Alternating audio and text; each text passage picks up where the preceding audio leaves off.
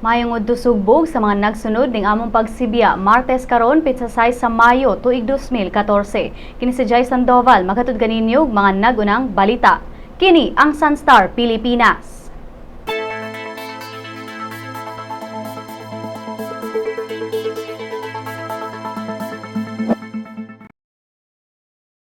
Ang mga nagunang balita, mga militar sa Pilipinas ug Estados Unidos gisugda na ang tinuig nga Balikatan War Games.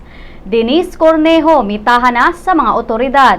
Siyam ka mga babae nga gibugaw sa usa ka mall dinhi sa Sugbo na rescue sa kapulisan. Sa atong lukop nasod dinhi sa Sugbo, lumba sa Bugsay gipahigayon alang sa kapistahan ni St. Joseph sa Dakbayan sa Mandaue. Sa Pampanga, San Agustin Church gideklarang important cultural property. Sa Compostela Valley, 39 ka mga minerong gibihag sa New People's Army gibuhian na. Sa showbiz, Casey Concepcion gihimakak nga boyfriend si Paulo Avellino. Ug sa sports, Spurs abante sa playoffs.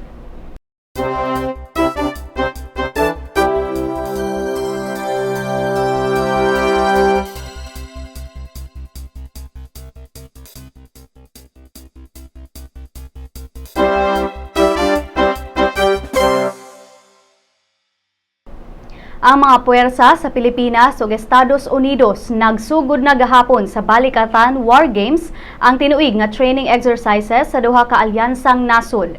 Moabot sa 3,000 ka mga sakop sa Armed Forces of the Philippines ug kapin sa 2,000 ka mga sundalo sa Amerika ang mipahigayon sa military exercises sa Camp Aguinaldo sa Quezon City.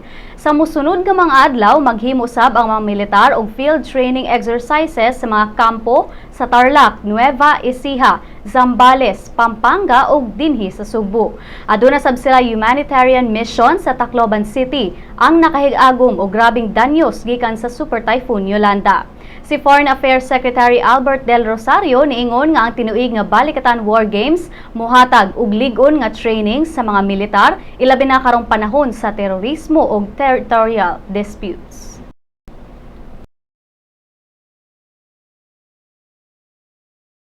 Ang kontrobersyal nga modelong si Denise Cornejo mitahan na sa kapulisan. Kauban ang iyang mga kabanay niabot si Cornejo sa Camp Crame sa Quezon City mga alas 4 sa hapon. Si PNP Criminal Investigation and Detection Group Chief Roberto Fajardo niingon nga ang pamilya sa modelo daan ang misumiter og surrender feelers sa miaging duha ka semana. Ug kagahapon gikan sa panimalay nila sa Manila, gikuyugan si Cornejo sa kapulisan padung sa Camp Crame. Si Cornejo og laing nasikop nga sila si Cedric Lee ug Simeon Raz nagatubang og kasong serious illegal detention o grave coercion sa gingong pagpangulata kang Vong Navarro sa usa ka condominium sa Taguig City niadtong Enero. Si Cornejo niabot sa Taguig Regional Trial Court ganinang alas 8 sa buntag ug si Judge Paz Esperanza ang gitahasang magdesisyon kung asa i-detain si Cornejo.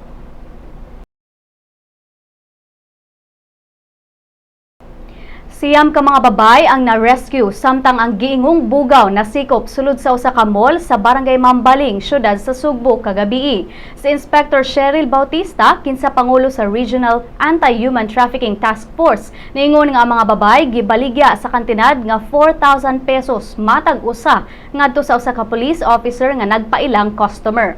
8 sa mga na-rescue ang mga minor de edad nga gipangdala na sa buhatan sa DSWD aron ipaubos sa debriefing ug medical check-up.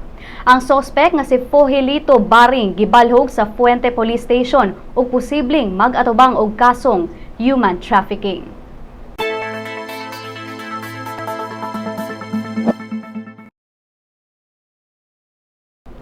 Sa atong lukop nasod sa Dakbayan sa Mandaue dinhi sa Sugbo, gipahigayon sa Barangay Luok ang lumba sa Bugsay ilawom sa Marcelo Fernand Bridge kagahapon.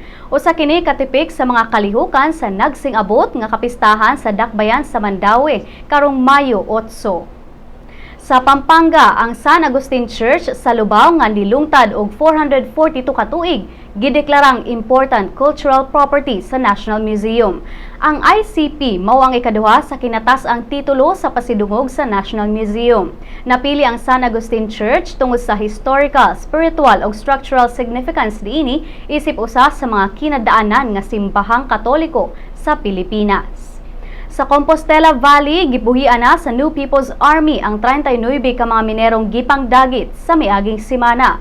Kagahapong adlaw, gipangbuhian na ang mga sibilyang giingong gihimong taming sa pagsibat sa mga rebelde. Ipaubos pa sila sa stress debriefing samtang gisusi sa mga otoridad ang posibilidad nga duna pay nahabiling bihag sa NPA. O ganiya ang laing mga balita gikan sa ubang parte sa nasod.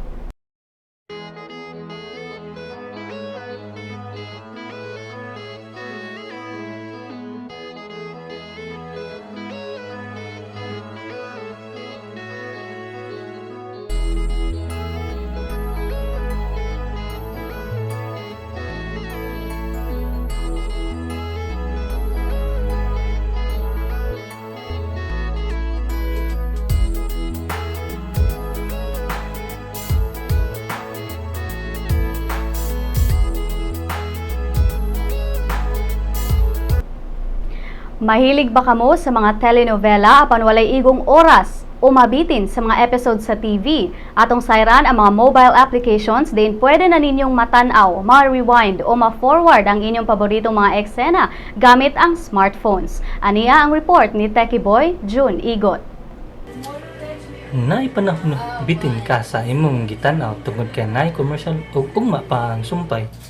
Napayosahay nga busy ka sa imong trabaho ug wala kay oras aron magulat sa imong paboritong Asian novela. Sa panahon karon, halos tanan Asian novela mamahimo nang matanaw sa imong mobile device nga iOS ug Android. Kung paspas imong internet, i-install lang ang app nga nasa Apple Store o Google Play. Sa iOS, naay Dramot ug sa Android, naay Dramania na application. Pwede na kaayo ka mo tanaw sa imong mga Asian novela bisan asa og binsang unsang orasa. Kini ang inyong Techie Boy, June Igot.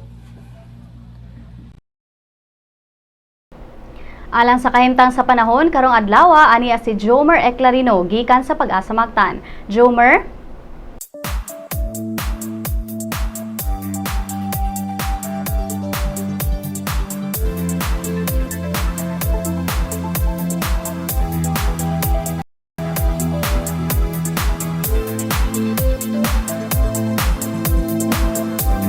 Karong synopsis, easterlies or hangin gikan sa silangan ang nakaapekto sa tibuok na nasod. Karong forecast ang Metro Cebu, mambahin sa nasod makasinati ng katag na pagpanagom ngadto na sa madag-umon, inabanan na sa patak-patak ng mga pag-uwan or panugdog kilat, ilabi na sa hapon or gabi. Mahining ito sa kasarangan ang hangin ng muhuros gikan sa amihan ng silangan, ngadto na sa silangan ang magpasulabi sa tibuok na nasod. Gakadagatan sa kabaybayunan, malinawon ngadto sa kasarangan ng pagbalod. Dinhi sa Metro Cebu ang sukod sa temperatura 26 ngadto na sa 33 sentigrado adlaw mosalop alas 5:56 ng hapon. Dinhi na lang sa Pag-asa Mactan DOST Jomer Eclarino. Sa atong pagbalik ang balitang showbiz.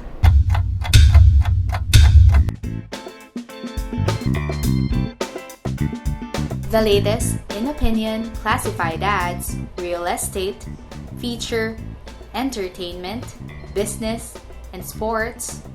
You can still be updated with current events even when you're on the go. Grab your online copy of the #1 newspaper. Visit epaper.sunstar.com.ph. Available in smartphones and tablets. Subscribe now.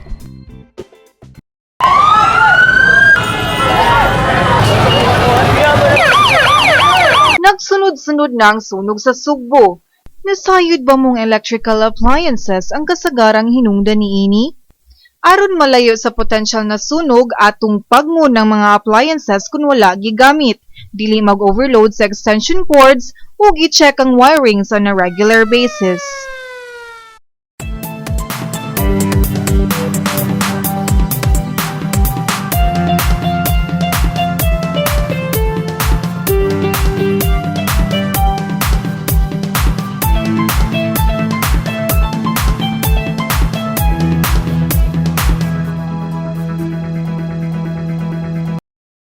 Casey Concepcion gihimakak nga boyfriend si Paolo Avellino. Maroon 5 frontman Adam Levine nagpa-blonde. Si Maris Puyo sa Showbiz Chika. Paolo Avellino is not my boyfriend yet. Kini ang direktang tubag ni Casey Concepcion sa issue nga nalink sa maong aktor. Sa interview ni Ini sa The Film Magazine nga nakabase sa New York, giklaro ni Casey nga dili pa siya andam nga mosulod og laing relasyon ug daw dili kini maoy prioridad sa pagkakaron. Gipanghimakak usab ni Casey ang issue nga rason nga kalit siyang mibakasyon sa Amerika tungod kay daw nagsabak kini og buot niyang itago. Dugang pa niya nga magbalik-balik ra gihapon siya sa Pilipinas kay duna pa siya mga kontrata sa mga endorsements ug guestings. Mi-post ang Maroon 5 frontman nga si Adam Levine sa iyang Twitter nga nagpakita sa iyang bagong hair color. Gilisan ni Adam ang iyang natural brown nga color sa buhok ug peroxide blonde. Apon wala makalusot ang The Voice coach sa mga negatibong komento gikan sa mga netizen. Bisan pa man, nagkanayon si Adam nga I hope people understand that when they say my hair looks creepy, I take that as the highest compliment. Alang sa Showbiz Chika, Maris Puyo. Alang sa uban pang showbiz chika, bisitaha ang celebrity.sunstar.com.ph. I-follow pod mi sa Twitter @SunstarShowbiz. Sa atong pagbalik, ang balitang sports. Typhoon Yolanda devastated central Philippines. Thousands are homeless and hungry. You and the world responded. You've donated food, water, and cash. You've comforted evacuees fleeing their ruined communities. Here's a new way to help without spending a cent. Join Sunstar's Click for a Cause. Simply visit us at sunstar.com.ph. Read our stories and be informed. Recommend or share Sunstar stories to friends. In that way, we help rebuild typhoon-ravaged communities in the Visayas.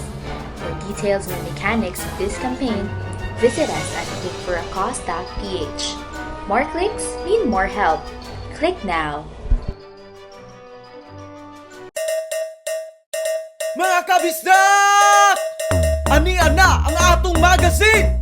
Bisdak! Kabisdak ato ani gikan sa Bagatan hangtod norte. Isan asa, mapadpad, Bisayang dako, makalupad. Mahitugmaon, matinahuron, matinabangon, mapasigar buhok. Bisayang dako, ehemplo sa maayong lumulupyo. Anian na bay?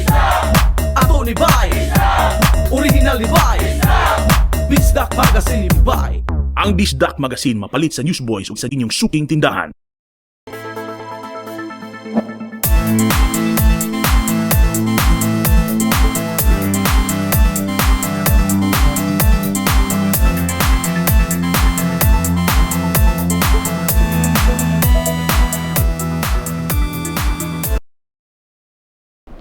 Spurs abante sa playoffs. Air 21 buhi pa ug Cobras andam na batok Bombers. Si Daryl Anunciado sa Sports Balita. Nakabantay sa second round sa NBA playoffs ang San Antonio Spurs, human nila gilampaso ang Dallas Mavericks kagahapon sa score nga 119-96.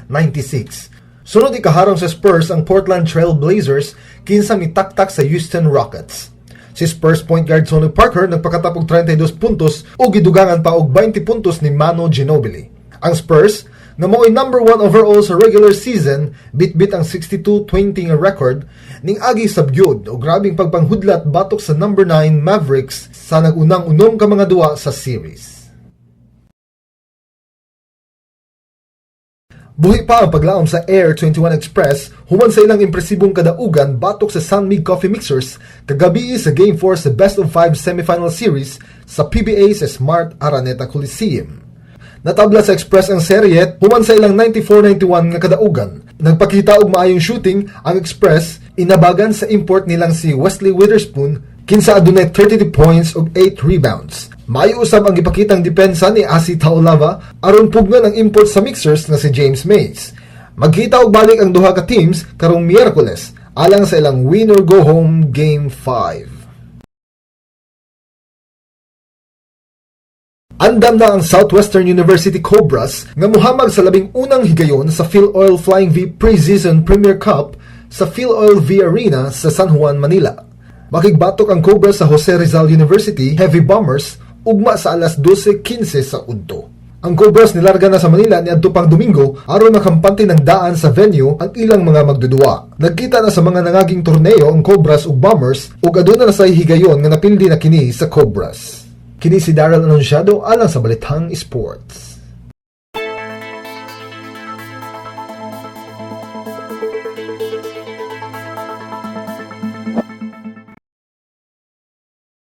Sa Lotto results, doon na pa mo'y tsansang mupusta sa Grand Lotto o Mega Lotto human walay nakadaog sa mga premyo niini sa Bulag Gabii. Bulahon unya ang Super Lotto 649 o Lotto 642. Aniya ang balor sa dolyar gikan sa Bangko Sentral ng Pilipinas. Ug mosunod ang kapalaran gikan sa Sunstar Super Balita.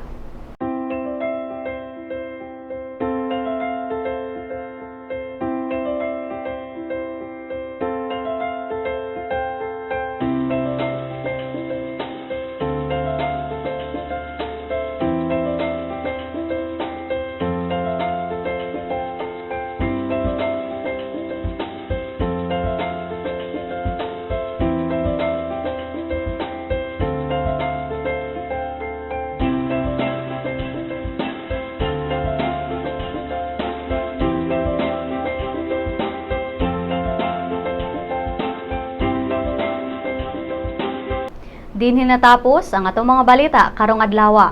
Alang sa dugang pang-updates, bisitaha ang www.sunstar.com.ph o i-follow pod mi sa Twitter at Sunstar Online o pangitami sa Facebook, Sunstar Philippine News. Mag-uban-uban na sab kita, ugma kini si Jai Sandoval ug kini ang Sunstar Pilipinas.